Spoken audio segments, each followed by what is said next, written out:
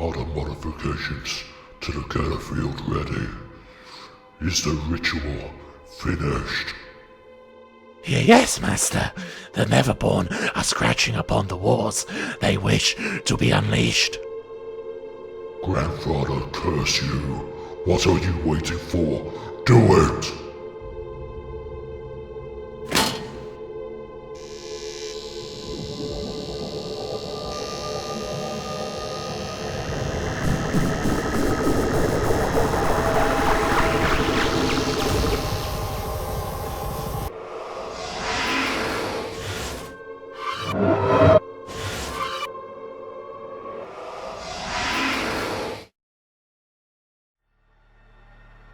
MacLeod, do you read? I say again, Inquisitor. Do you copy? Yes, Sergeant. Status report. We've encountered a large hostile force on board. All of the crew have been warp corrupted, but it gets worse. Unfortunate. Did you manage to locate the Blackstone samples? We found a few samples, but most of the storage containers were empty, Lord. Empty? That cannot be. You must. Inquisitor? MacLeod? Frag, comes are at. Sergeant? What is it, Johnny? The Emperor, not them!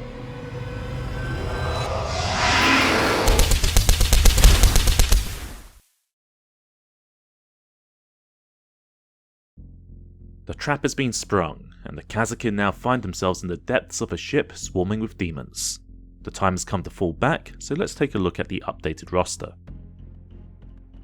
No additional battle scars were suffered by the Imperials, so they still have a full complement. Following their victory in the last game, we have awarded 2 new battle honours, the first of which goes to Sergeant Krauser, who now has the Vengeful ability, allowing him to retain 1 die as a normal hit whenever he attacks. Combat Medic Reese remains much the same, although I've replaced his foregrip with the new combat blades Kasrkin can now take following their balance update. I've also done the same for the 3 gunners in the team as well. This isn't how equipment is normally handled in a narrative Spec Ops campaign, but as we mentioned in the previous videos, this isn't a Spec Ops campaign. We're doing our own thing for YouTube. Besides, I'm sure they were carrying the knives all along, wink wink. Our sharpshooter, Ghost, now has the War-Hardened Battle Honor, which grants an elite point the first time he incapacitates an enemy operative in a game. Demolition Trooper Dance still has the Battle Scar, Sap Strength, which reduces his weapon skill in melee to 5+, and has been additionally equipped with a frag grenade and a combat blade. The remaining 3 operatives have also been equipped with combat blades, and I'm looking forward to seeing how they perform with their updated rules. The Demons are a new team to the campaign, which means they haven't earned any battle honours. Due to the way we're using strategic assets in this campaign, we're counting the Kasrkin's command center as a battle honour for balancing. So going into this game, the Demons will have an additional 4 equipment points to spend. Being a compendium team, the Demons are spread across 2 fire teams. The first fire team, given the theme of the narrative, is of course a group of plague bearers in service of Grandfather Nurgle. One of the Demons is a horn bearer to help them shuffle a little bit faster, and they've all been equipped with Death's Heads to give them a ranged attack. Often an ally of convenience for the Grandfather, Khorne is throwing his hat into the ring with a team of Bloodletters led by a Blood Reaper. Each of the Demons have been equipped with brass horns, except for the Icon Bearer, who's been given a Scorched Skull to attack from range with, while making the rest of the Bloodletters tougher by improving their invulnerable saves with its demonic icon. The mission we've selected today to represent the Kasrkin's desperate retreat is Mission 2.3, Maze Breakout from the Shadow Operations Pack from Into the Dark. Following their excursion deep into the Prosperous Dawn, the Kasrkin will be setting up in the red area and must escape off the defender's killzone edge on the other side of the board. The Demons of Chaos will be setting up in the blue area and must attempt to kill as many Kasrkin as possible to prevent them from escaping. We've decided not to use any tactical ops in this mission as none of them are particularly thematic for the narrative we currently have going, so victory points will purely be tallied at the end based off of how many Kasrkin manage to escape the area as per the standard mission rules. Also, due to the desperate nature of the engagement, the game does not end after 4 turning points, and instead ends when there are no more Kasrkin left on the board. The Chaos Demons and Kasrkin both chose Infiltrate during the scouting step so that either side can change an order on a single operative during the first turn. Using the Recon Trooper's ability, the Kasrkin also chose to dash the Sharpshooter to reposition him slightly. They chose to give the Chaos Demons the initiative to help stall signalling what direction they were going to go in, while upping the chances they'll gain the initiative in the more important Turning Point 2. Neither side spent any command points in strategic ploys, so let's begin Turning Point 1. Turn 1 begins, and the bloodletter by the door bursts through it, and with a howl goes sprinting down the corridor towards the Kasrkin. For the Kasrkin's opening move, the Vox Trooper activates and uses his Battle Comms ability to increase the action points limit of the Plasma Gunner and the Gunner with the Grenade Launcher. For Emperor and Imperium! Eager to join the slaughter, the second bloodletter activates and rushes down the corridor to join its demonic kin. Using the infiltration ability from the scouting step, Ghost shuffles next to the generator, swapping out his order and going on guard. The Icon Bearer activates next, advancing to join the other bloodletters. Getting ready for the bloodletter assault, the gun of the grenade launcher advances and takes up a position on guard. Feeling hemmed in by its fellow Neverborn, this bloodletter activates, opening the door in front of it and advancing into the main corridor.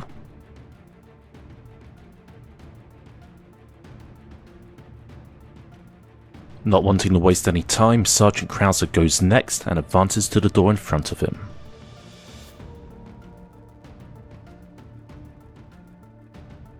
Following the example of its demonic kin, the next bloodletter moves and dashes forwards. Eager to get out of the area, the Plasma Gunner advances by moving and dashing towards the Sergeant, and uses his extra action points to go on guard, just in case. The Blood Reaper is the last of the bloodletters to activate, and moves into a position where it can see its demonic guard. The ever-vigilant combat medic Reese advances around the generator and goes onto guard.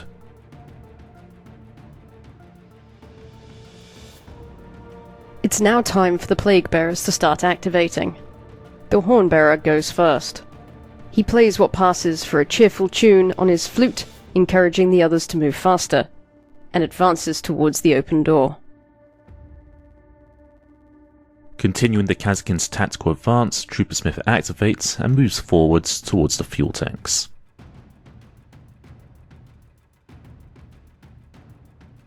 This Plague Bearer goes next, and unlike its more impetuous cousins, works out that maybe the Kasrkin are trying to advance down the southern end of the board, and moves to intercept.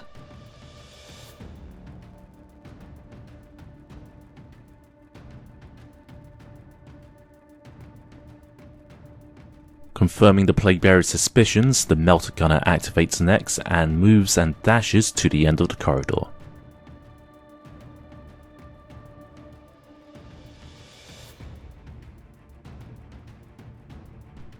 Sensing the plans of its kin, the next Plague Bearer shuffles up to the door.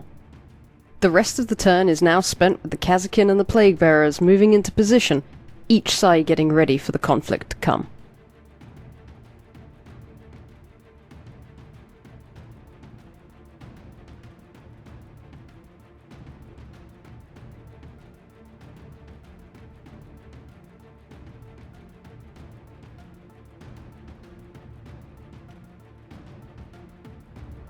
The Kasrkin were able to delay signalling their intended route enough for the bloodletters to surge forward to cover an area that the Kasrkin are not planning on advancing to. The Plague Bearers, however, have grown wise to the Kasrkin's planned route and are clearly preparing on blocking the way. With most of the operatives on either side apparently focused on using the lower half of the board, Turning Point 2 is likely to prove very bloody. Having rolled a 5 to the Demon's 4, the Kasrkin gain the initiative and are spending a command point to play Reposition, to move this squad to a more advantageous position to lay down fire on any advancing demons, as well as playing clearance sweep in this room here. The Chaos Demons have spent a command point on the strategic ploy Contagion, which will cause any Kasrkin visible to and within circle of a Nurgle demon to count as injured. Turning Point 2 begins, and with the demon snapping at the Kasrkin's heels, the gun of the grenade launcher activates and goes onto guard to cover the oncoming approach. On the other side of the door, the Bloodletter Icon Bearer moves into position and triggers its Icon's ability, increasing the invulnerable saves of all the nearby Cornate demons. Hearing the oncoming demons, Ghost braces himself against the tanks and goes onto guard. Next up, one of the Bloodletters on the northern side of the board advances to approach from another door. Trooper Smith falls back slightly to get into a better firing position going to guard, whereas the northern Bloodletters continue to aggregate around the second door into the Kasrkin's position.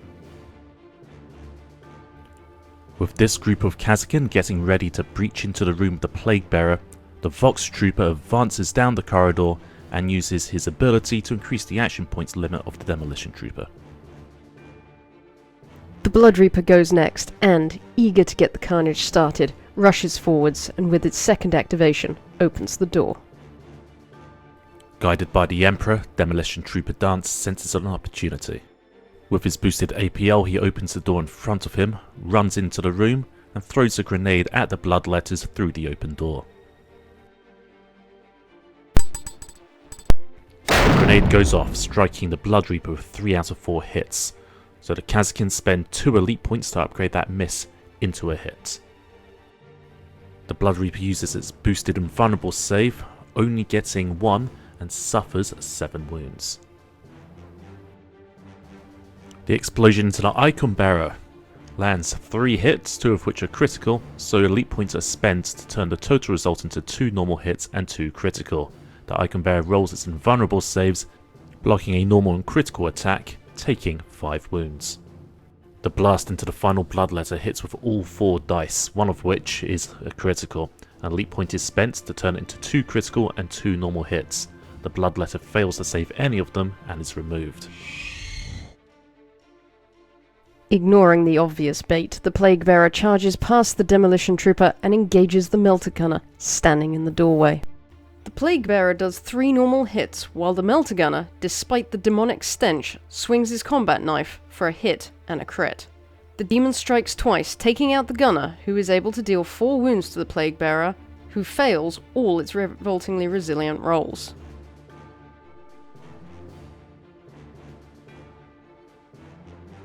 Seeing his friend down by the Plague Bearer, Recon Trooper Johans moves into position and opens fire on the Plague Bearer. After elite points are spent, the Recon Trooper lands 2 critical hits on the Plague Bearer. It takes its armor saves and then it rolls revolting resilience and is left with 2 wounds. The Rotten Hornbearer goes next and doots a tune on his flute to increase the movement speed of the surrounding Plague Bearers. Sergeant Krauser, expecting trouble, flings open the door and goes on guard. This Plague Bearer, readying a Death's Head to throw at Sergeant Krauser, advances into the room, but is intercepted by an Overwatch shot from the Sergeant. After 2 elite points are spent, the Sergeant has landed 4 normal hits. The Plague Bearer blocks one, but even with its revolting resilience, it is still banished back to the warp.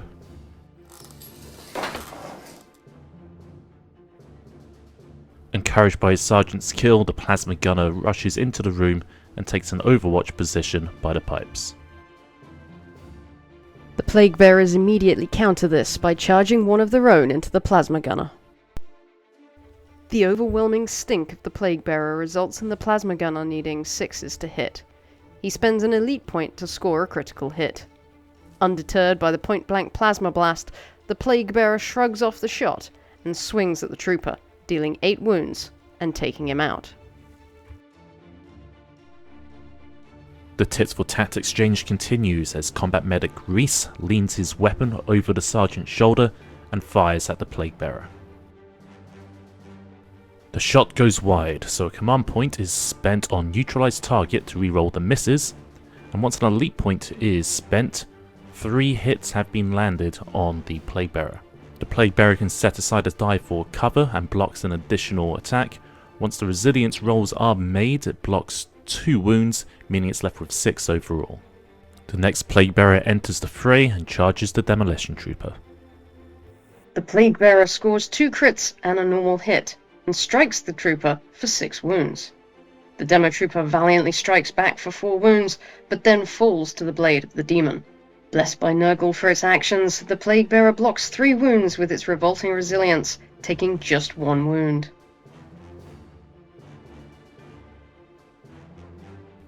With the Kasrkin out of activations, it's now time for Overwatch, starting off with Recon Trooper Johans firing at the Plague Bearer in the doorway. Recon Trooper lands a critical hit and spends an elite point to get an additional hit.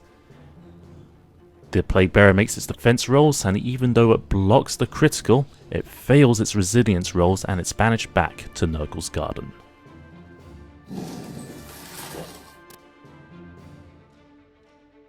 It's back to the demons, and lacking any viable targets, this Bloodletter advances down the corridor.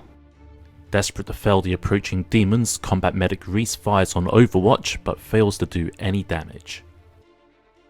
And for the final activation of the turn, this Plague Bearer moves forwards. Turning point 2 was indeed very bloody, and the Plague Bearers are proving difficult to shift. The Chaos Demons rolled a 6, meaning they will have the initiative going into the next turn, so have spent 2 command points on the strategic ploys Contagion and Unstoppable Ferocity to both weaken the Kasrkin as well as giving extra attacks to the Bloodletters. The Kasrkin need to find a way to push forwards and remove the Plague Bearers obstructing their path before the Bloodletters close in and bring the pain. They have spent a command point on Reposition to prepare the Kasrkin for their breach into the Plague Bearers' room, as well as a command point on Clearance Sweep. The Chaos Demons have the initiative, and the Blood Reaper goes first. Ephemeral Regeneration is played on it, healing it for 5 wounds. Then, spying the Kasrkin through the door and on the other side of the room, the Blood Reaper charges the Combat Medic. The Blood Reaper's brass horns provide an additional attack, and it scores a critical and 3 normal hits. Thanks to its unstoppable ferocity, it rerolls a miss and makes another normal hit. The medic strikes back with his combat blade, scoring a critical and a normal hit. The Blood Reaper strikes the medic twice, taking him out, but takes 4 wounds as the medic is able to get in one last blow. Yelling Forcadia, Recon Trooper Johans activates and charges through the hatchway to engage one of the Plague Bearers in the room. Gagging at the stench of the monstrosity before him, the Recon Trooper needs to spend a few elite points in order to be able to land 2 hits with his combat blade. The Plague Bearer rolls next and only lands a single crit. The Recon Trooper strikes the Plague Bearer parries the other blow. After revolting resilience rolls are made, the Plague Bearer is left with 3 wounds overall. The next Plague Bearer activates and shambles towards the door to throw a death's head at the Sergeant through the hatchway. The Plague Bearer's throw is poor, and it only scores 1 hit. The Sergeant's armor is up to the challenge, and he takes no damage. Seeing that his Sergeant still lives, Ghost aims his sniper rifle at the Blood Reaper and fires. By spending 3 elite points, Ghost lands 2 critical hits. This causes 6 mortal wounds, instantly dispatching the Blood Reaper before it even gets a chance to roll its defense dice. 1 strike is all I need.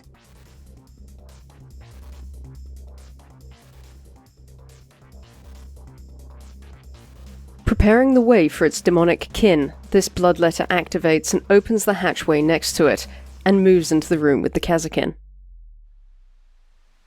Desperate to clear a path forwards, the gun of the grenade launcher fires at the Plague Bearer in front of him. 2 critical hits are landed, and an elite point is spent to upgrade a miss into a normal. The normal hit is instantly blocked by cover, but the Plague Bearer fails to save against the critical damage, and not even its disgusting resilience can save it. and while it might be suicidal, the trooper has no choice but to advance into the room. Just as the gunner leaves, another bloodletter charges in and assaults the sharpshooter. Where is my support? The bloodletter rolls 2 criticals and a hit, using its unstoppable ferocity to re-roll one of the misses and get another hit. Ghost doesn't get the opportunity to strike back as his blow is parried, and he takes 12 wounds. Things are looking desperate, so the Vox trooper uses his battle comms to boost the sergeant's action points limit, and uses his final action to charge forwards and support the recon trooper. The hornbearer activates and blows a tune on its flute before advancing into the nearby corridor. It's now time for Sergeant Krauser to activate, and with his 3 action points he moves and dashes through the hatchway and aims at the bloodletter with his plasma pistol.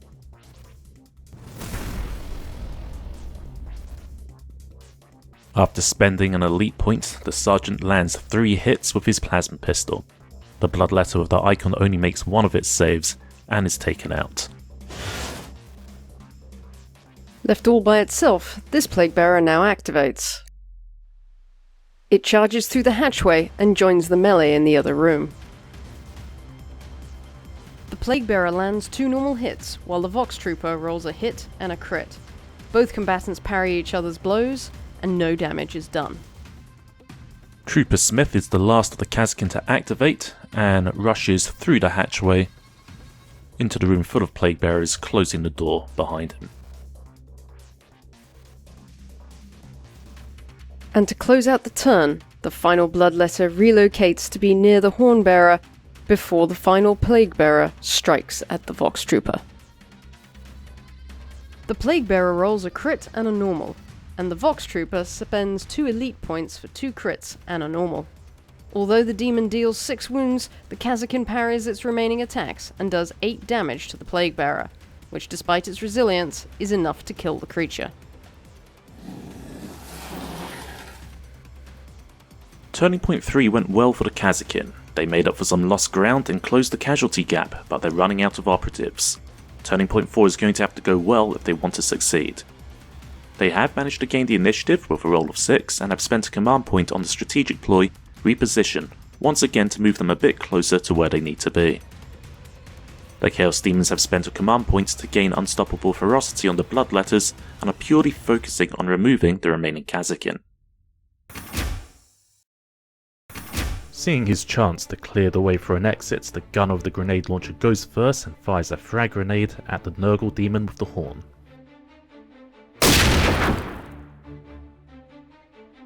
After elite points are spent, 3 critical hits are landed. However, Nurgle blesses the Hornblower and the Plague Bearer survives unscathed. The Bloodletter does not fare so well, however, as the Trooper scores 3 critical hits, upgraded to a 4th with elite points. It fails all of its saves and is swiftly vaporized. Now it's time for the demons to act. The Plague Bearer is going to engage in combat with the Vox Trooper. The Plague Bearer scores 2 crits and 2 normal hits. The Vox Trooper can do nothing as the demon deals him a grievous blow, taking him out. And with the Vox Trooper slain, the Plague Bearer turns and throws a death's head at Trooper Smith. The Plague Bearer lands 3 hits. Trooper Smith's armor only blocks 1, and he takes 6 wounds. With Smithy managing to survive that attack, Sergeant Krauser goes next. He revs up his chainsword and charges through the hatchway to engage the Plague Bearer. Blessed by the Emperor and elite points, Krauser lands 3 critical hits, plus a normal hit. The Plague Bearer swings back with a crit and 3 normal hits. The Sergeant strikes with a critical hit, but the Plague Bearer grins evilly and only suffers 3 wounds due to its resilience. It then does 6 wounds back to the Sergeant. Now injured, the Sergeant desperately lands a critical strike, certain it will slay the demon, but Nurgle's blessing kicks in and once more the demon remains standing with a single wound. It strikes back and slays the brave Sergeant.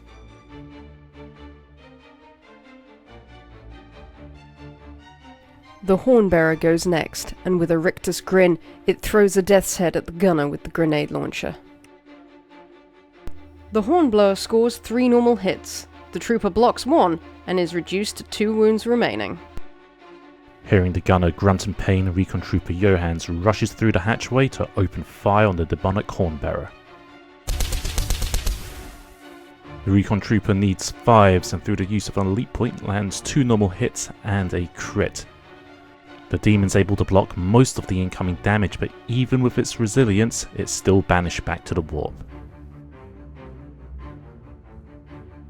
The bloodletter by the pipes activates next, and it advances towards the hatchway and opens it. Trooper Smith activates next, and he makes a run for the exit using both a move and a dash action.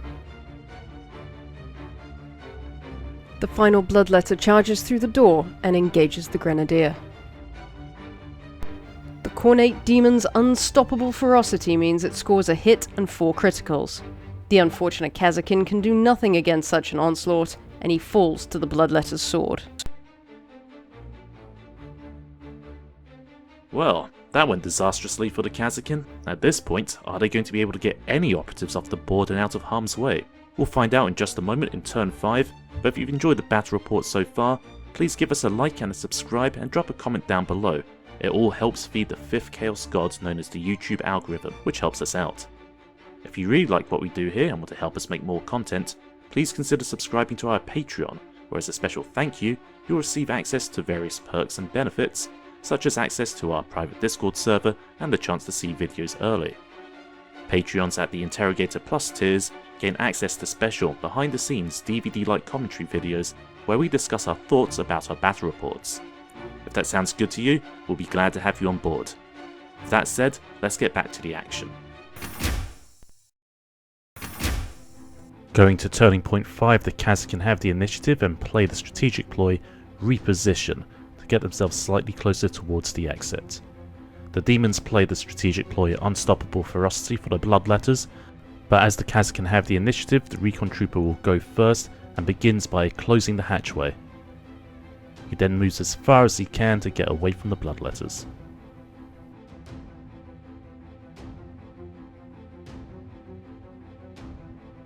The Plague Bearer knows it can't catch the running Kasrkin, so it just advances and opens the hatchway for the bloodletters instead. Trooper Smith is the only other Kasrkin and he manages to make it off the kill zone edge and safely exfiltrate the area. Unable to even contemplate the very notion of mercy, the bloodletter pounces onto Johans. The bloodletter rolls 2 normal hits and a critical. Desperate, Trooper Johans strikes back with a crit and a normal of his own. But the demon parries the crit. Johans' follow-up blow can't stop the bloodletter's onslaught, and he is taken out.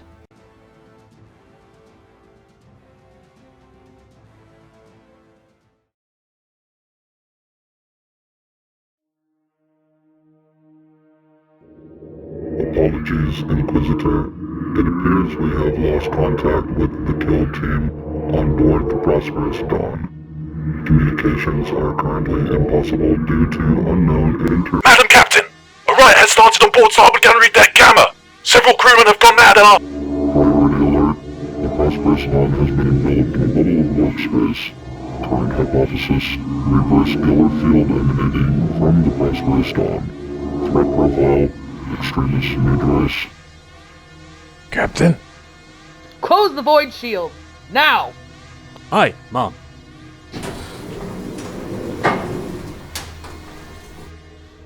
All security teams, perform a sweep of the ship now. Priority focus, starboard side. Execute. Lord Inquisitor, we are receiving a signal from the teleport Homer the kill team had. Any word from the team itself? Negative, Lord Inquisitor. Very well, Captain. Get the navigator to bring us closer to the Prosperous Dawn. We're going to send in the strike team. As you wish, Lord. Justicar, ready your squad for immediate deployment. Your orders are to ascertain the location of the Black Stone samples the kill team recovered and retrieve it. Expect heavy demonic resistance. It shall be done, Lord Inquisitor.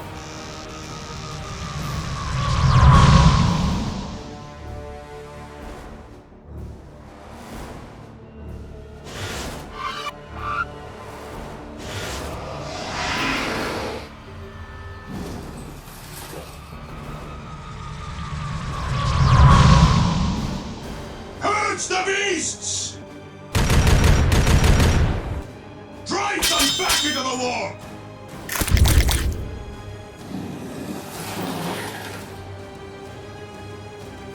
Justica, I have a lock in the signal.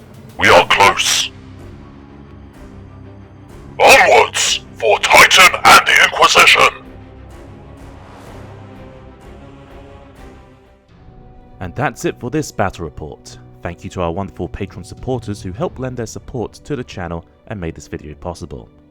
We'd like to give a shout out to Nick Shantz, our Inquisitor level patron, whose general support really helps out. Messiahside, Nasanya and Stormterror for lending their voice acting talents, and Drew B from the online kill team community for use of his ship model as the Prosperous Dawn. We'll be back with the next video in our series before long. We hope you all enjoyed watching and we'll see you in the next video.